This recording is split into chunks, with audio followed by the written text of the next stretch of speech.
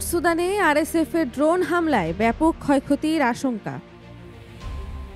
সুদানের পূর্বাঞ্চলীয় শহর পোর্ট সুদানে সামরিক বিমান ঘাঁটি স্থাপনাগুলোর ওপর ড্রোন হামলা চালিয়েছে আধা সামরিক গোষ্ঠী র্যাপিড সাপোর্ট ফোর্সেস। রবিবার দেশটির সামরিক বাহিনী এক বিবৃতিতে এ তথ্য জানিয়েছে। সেনাবাহিনী জানায় গোলাবর্ষণের ফলে ওসমান দিগনা বিমান ঘাঁটির ক্ষয়ক্ষতি হলেও এখন পর্যন্ত কোনো হতাহতের খবর পাওয়া যায়নি। 2 বছরেরও বেশি সময় ধরে সুদানের সশস্ত্র বাহিনী এবং আরএসএফ এর মধ্যে চলমান সংঘর্ষে পোর্ট সুদানে এটি আরএসএফ এর প্রথম হামলা।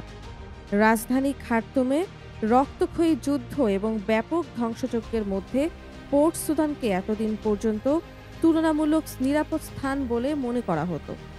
শহরটি দেশের প্রধান বিমানবন্দর, সামরিক সদর দপ্তর ও সমুদ্র বন্দর হিসেবে গুরুত্বপূর্ণ। ঘটনার পরপরই নিরাপত্তা জোরদার করেছে এসএএফ।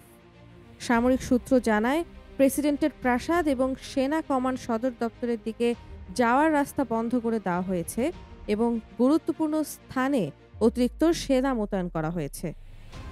এই হামলার কয়েকদিন আগেই আরএসএফ পশ্চিম কর্দোফান রাজ্যের অন্যতম গুরুত্বপূর্ণ শহর এল নুহুদের নিয়ন্ত্রণ নিয়েছে।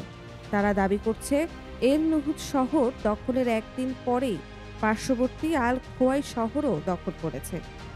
2023 সালের এপ্রিল থেকে শুরু হওয়া এই সংঘাত এখন পর্যন্ত প্রায় 1,24,00,000 মানুষকে বাস্তুচ্যুত করেছে। জাতিসংঘের মতে প্রায় 33 লাখ শরণার্থী পার্শ্ববর্তী দেশে আশ্রয় নিতে বাধ্য হয়েছে। এছাড়া সুদানের মোট জনসংখ্যার প্রায় অর্ধেক এখনও তীব্র খাদ্য সংকটে রয়েছে।